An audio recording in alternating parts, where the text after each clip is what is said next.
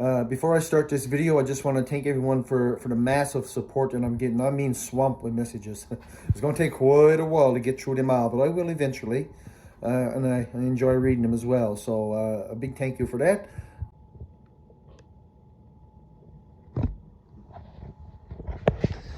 Today I'm going to show the things that I took back from out on the land that I collected in around the area that I was to. And my area was known as Juniper Hill. And you can see I took back quite a few things. And this right here, now this is a really special piece. So I'll talk about that at the end. But this right here is the stick I had. All these notches represents fish, small game, and the nights that I was there. And this here is actually in pieces one of my snaring sticks. I caught quite a few grouse on this stick alone, and maybe what I'll do, I'll put them together and measure them, see how long this one is. And this is the one I caught most of the grouse on. And I took back some nice big wood burl. I got a plan for this. I'm going to get a carver to carve something special in that. But actually what I'll do, I'll just sit down and go through the different stuff individually here now. Before I sit down though, I actually got something in the house that I wanted to show first. When we finished up, I had about 10 meals left. That would have been like 8 really large meals and 2 small meals, but I would have got 10 days out of it.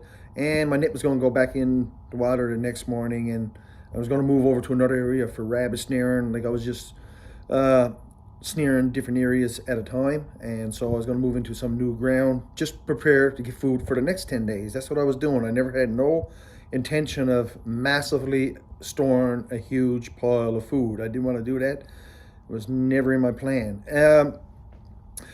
But when I left up, I had 10 meals left. I had a huge or a fair sized chunk of coney, sheefish in canoe. I had a huge chunk, and I had a couple of really nice sized pieces of pike left.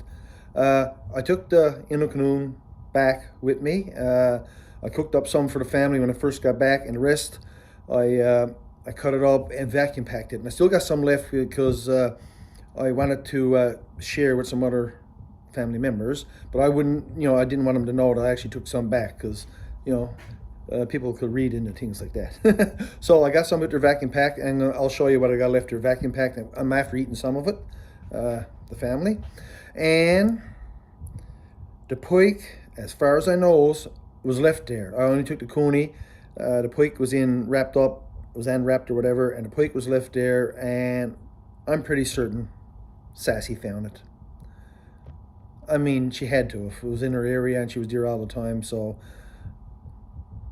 unless something else got to it, but I'm pretty sure Sassy got to it, so that makes me feel good. That was a nice bit. It was 2 nice big chunks of pike, and I was tired of pike by that time, so I was definitely not taking no pike back. But I took the coney back because that was like a real special catch. It was actually almost like a bucket list item to catch one. I seen a YouTuber up there before catching them, and I was just fascinated with them ever since. And when I got that coney, man, I was over the moon. And they are delicious. I want to go back there and fish them again. I really do. I'm in their laundry room here now, and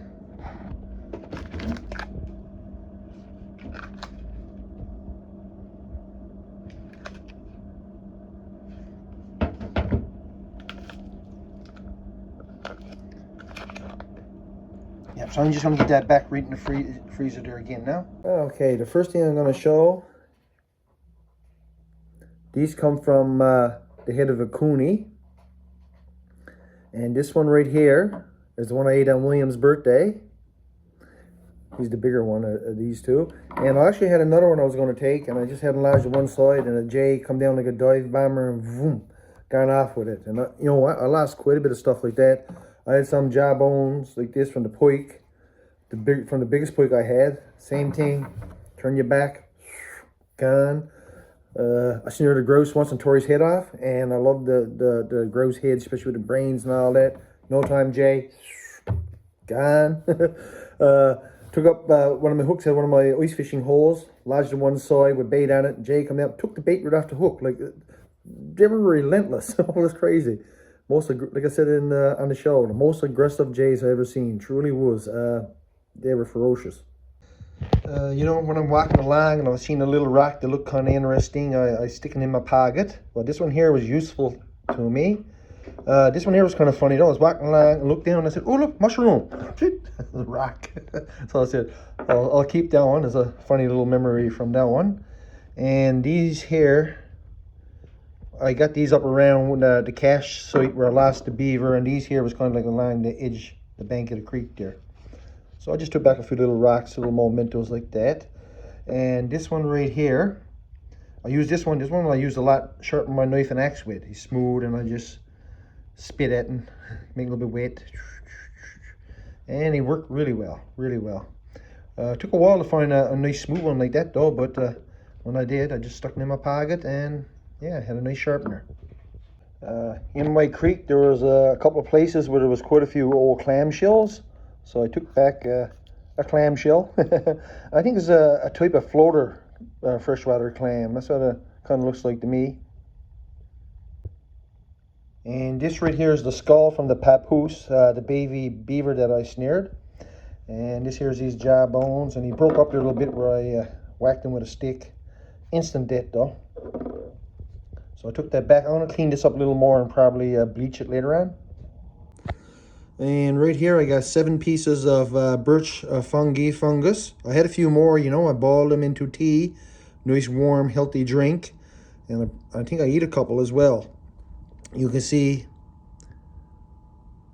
the birch bark still left down a couple here, like along the edge there. That was birch bark. And I was also going to say I actually had another piece, but I sent it off to the casting director. Honestly, you know, when was casting for this show and everything else, it was a really busy time of year, and I don't think without her help and support, I don't know if I'd have went or not, to be honest with you. So I was so appreciative. I sent a little postcard and a piece of fungi that I found in the area, and so yeah, I really appreciate everything she did. And like I said, without that help, I don't even know if I'd have got on the show, because you know, a lot of this was going on during the fishing season, and anyone that fishes knows how busy you are. So yeah, her help was everything for getting on the show, really. Her help and support. Now this is a little bit of an odd piece, but you know, a lot of the dead standing wood there, the dry wood around the trunk was always hollow, or a lot of it was anyway, and it was eaten with bugs, insects, or whatever. And this was one of the limbs that's gone in through this hollowed out trunk, and so when I hollowed it out, I just found it kind of interesting looking, so I kept it. Oh, that smells so good. And this right here is the best fat wood I could find up there, and I looked in a lot of places. I looked everywhere for it. I didn't really need it as such because there was a lot of birch bark around, but I wanted to find some anyway. And I always had a piece of my pocket, or not always, but I often had a piece of my pocket, so when I'm traveling over land, if I had to light a fire, just scrape off a little bit of the fat wood to get my fire started. And you can see like all the resin saturated into the wood. You see now there's not much up this way, but like I cut it over and got the best that I could out of it. You see like, you see the layer of resin there. Yeah, it was hard. It was actually really hard to find fat wood up there, but I found it in one great big dead standing tree, and I looked up and I could see where it was seeping out through the side, and then it took a while. He was big. I knocked him down, ended up burning and all, and I got that. And all that's all the fat wood I could get out of it, but I took it all home. Yeah, so I'm gonna keep some pieces, and later on I'm gonna give a couple of pieces away as well. But it's very useful stuff. It is more sentimental value now. Yeah, I love the smell of it. Now in this bag I got some rabbit fur, rabbit ears and paws. So some of this stuff I'm not really sure what I'm doing with it. The nicest rabbit skin I hadn't cleaned really nice, and I had him drying up under a big old spruce tree, and I walked back to the tilt for something, went back again. He was gone. I think a crow took it. That's all I could think of. It was gone completely, and he was really nice. He wouldn't all white, but it had like almost like dark hairs down across his back. It was absolutely beautiful. I also took back a few pieces of wood burl. This right here is the biggest piece, and I'm going to get a carver to try to carve something really nice in this, a lone season 11 or a circle or something like that, and a couple little cracks out there. One thing I love with the wood up there, the grains of the wood are super tight together. It's absolutely beautiful when you first cut it. I mean, and I guess I'll be able to get that cut again or resurfaced or something, but I'm going to figure that out. I'm going to check with a couple of different carvers for sure, and I'd like to have like a really nice piece for the table, and very memorable piece for sure. And I got another piece right here. It's a little cracked here, but I was hoping to get like a bowl made of this one. And some of the other things I showed earlier could probably just lodge it in that bowl. Small piece here, not really sure, but this piece should maybe just like a small bowl or something, I don't know. And this was a bit of an odd looking piece, and so I cut that one off as well. I was actually getting another piece, but I don't know, a bit bigger than that one, I guess. But you know, that wood burl, that's super hard to cut as well. And I felt my gut muscles was working too hard, and I hadn't cut down a little bit. And I said, William, man, what are you doing, buddy? I mean, you got enough wood burl as it is, and you know, I was burning. I don't know, you burn off a nice bit of energy just to cut all that off, really. Yeah, so I gave up. I said, my God, I got enough, more than enough, really. I was going to say too, this piece right here, this was kind of like an odd looking piece, and I was sizing this up, and if I had a real good carver, he could, I don't know if you could see that, like a head there, like it could almost get like a martin curl around there, maybe. You know, you almost got to seed in the wood first, right? So like, I can almost see like a head there, body coming around, tail, and curl up there. Who knows? But anyway, if I get something real nice done with that, or whenever I do, I'll show it in a later video for sure. I was going to say as well, that big dry stick that I knocked down to get the fat wood from, there was one time there was a grouse. He was just out of reach. So I rolled over that big stick and I stood on he so I'll be able to reach the grouse, and I got him. And right here is one of my snaring sticks, and I done quite well with this one. I got 10 with this stick alone. I won't say how many grouse I snared all together out there. I'll save that for the questions and answers video, but yeah, this stick alone, I got 10 grouse with it. And so I took this one back with me. And the only way to get in the luggage, I had to cut it off 5 different pieces. And this one is 10 foot 8 inches. 10 foot 8 inches.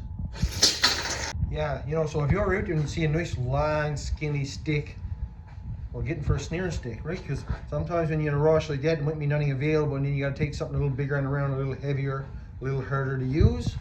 So I had my snare stick, just like any other hunting instrument, close by me all the time. And there was a couple of times when they were super high up in the tree, I just cut down real long ones, but they were heavy. It wasn't easy, but I was able to manage to do it.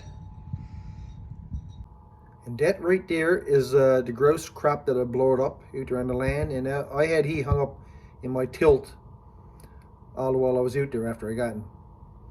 And when I was gone, the wife was out hunting, and she blowed up one when I was gone. And so I guess both of these will go on our Christmas tree this coming Christmas. Right here is my marker stick. Yeah, so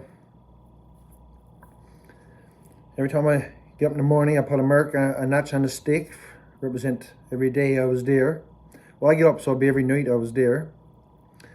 And then anything to the right, all these marks on up through here, to the right of the stick represents some kind of fish.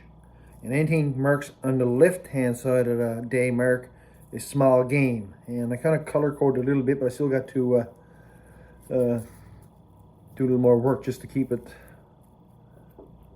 all make sure it keeps it all right. Don't forget like what mark means what. You can see, I used to go 10 days, and then I turned the stick a little bit, do another 10 days, just go back and forth. I was doing 10-day cycles, we on up through, and the stick was much longer than this because I really didn't know how long we were going to be out there. I just cutting off after it was over. But I think I'll just see here now. Those red marks here, that's tree there, that's cooney, some cooney that I cut there, and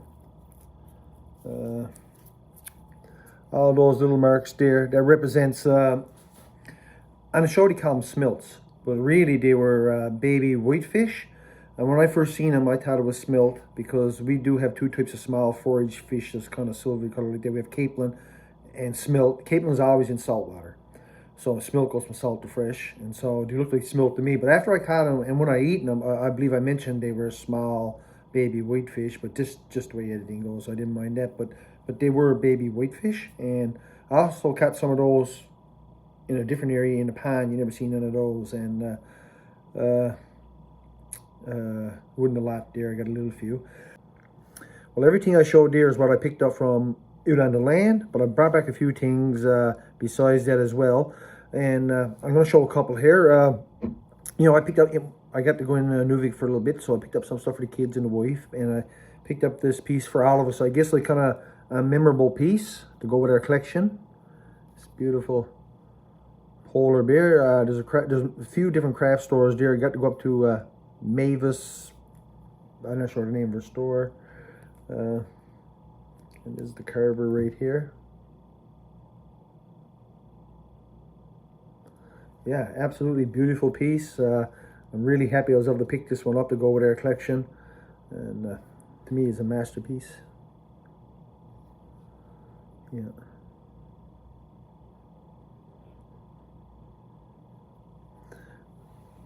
Every time I look at that, big lot of memories come flooding back. And this next piece is super special. I'll just say now two things. One is, in my area, I seen moose tracks where they was crossing off the creek, but seemed like they'd be traveling all the time. They never hold up my area. I didn't see any big game in my area. I seen lots of moose tracks, grizzly tracks, and stuff like that, but I didn't actually see any animals, no big game animals. And I looked around, you know, I'd traveling over land nice bit, and I never come across any moose sheds or anything like that. And I also say now that after I come off the land, everyone knows we got to go through a refeeding program. There's no big secret there, and so there's already some pictures going around. So obviously, me, Dub, and Timber were at the refeeding program together for a while anyway, and Dub was the first to go, then Timber, then me, because we all got to, you know, your time after you come off the land. And so Timber, he found a nice bit of, well, besides that massive moose that he got with the most beautiful rack I've ever seen almost. You know, I've been moose hunting all my life, and I got like a lot of racks here in the shed, and nothing comes close to that. What a beautiful rack. And then he found that great big moose shed that he made the base out of, and he found a few more pieces besides that. And actually, I believe that base, oh man, I wish he'd have took that one back with, and that deserves to be in the Music Hall of Fame or something, man. That was, you know, I really do. Such a special piece. And he also gave me this piece.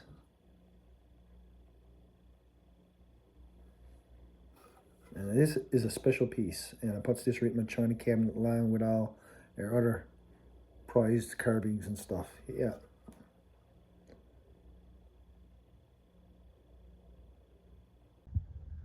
And before I go, see, that's the first moose I got there. That was a 10-pointer. That was a while back, I tell you. And I think it's an 8-pointer or something there, but the biggest moose I got was up right here. Now look how, like, that's the rack, but one side of the rack was way different than the other side. And that was a big moose too, really. That was a big body moose, well up to the size of one Timber got. But my buddy Curtis was there when I got that one. And if you go watch that was in 2018 moose hunt. And I got that video on my channel. And you go look at that channel, or that video, please. And I'll tell you, that was a heavy moose. And I had Curtis with me. I can only imagine Timber doing all that with a multi-tool. Man, I tell you, that's impressive. It's a lot of work. Just go, like, watch my video 2018 just for comparison. And I'm telling you, super impressed with what Timber done there. I'm telling you that.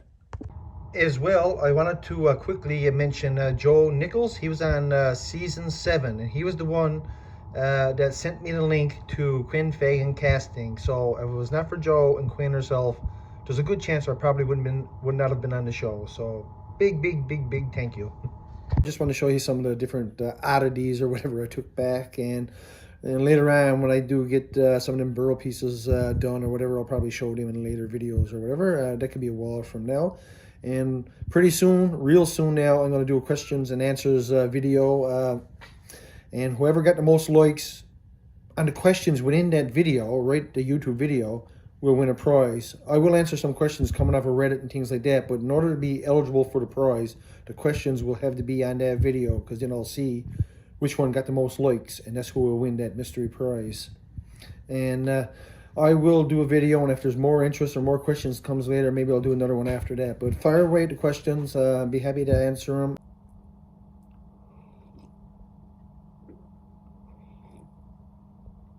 Oh yeah, I sure do enjoy my coffee. Yeah, and I want to thank all support to True Buy Me a Coffee. I want to thank Granville Roberts. He congratulated me on winning a loan, and Brody bought a few coffees, and he was said my my attitude was really inspirational out there. And Roger Carter bought a few coffees, and he mentioned about me sunning on the bank, but people don't realize how important that is when you're out there getting that vitamin D from the sun and drying off and everything like that. Little things like that play a big role, especially long term. And thank you, Mad Trapper, for the 5 coffees. And he said enjoy coffee with your wife. And yeah, we had our coffee this morning, and today the kids are gone back to school and things like that. So we had our coffee, brought the kids to school. Now I'm having another one. So this is actually the next day here from what I just filmed. So, but anyway, thanks everyone. And like I always say, do not ever feel obligated to buy me a coffee, but I do appreciate the people that do, and I always like to acknowledge it. And I really enjoy the comments. So if you do buy me coffee, please leave a comment. I really love the comment. I mentioned this video yesterday, and I'll put a link at the end of this video if anyone wanted to watch it, and you'll see, how much work goes into processing a huge moose like this. And like I mentioned, hats off to timber. The amount of work, just to put away an animal like this is, is enormous. A little bit of meat on that one. Oh, that'll work again. Get a knife and get busy, I guess. Woohoo! Oh yeah, Ruger 273.